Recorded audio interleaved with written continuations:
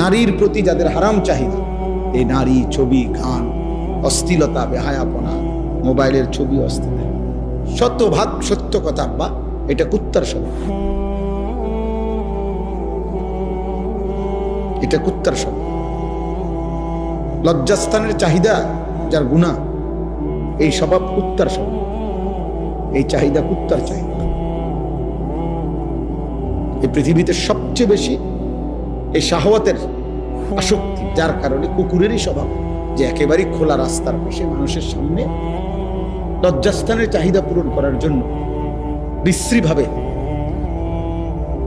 আরেক কুকুরের পিঠে ওঠে,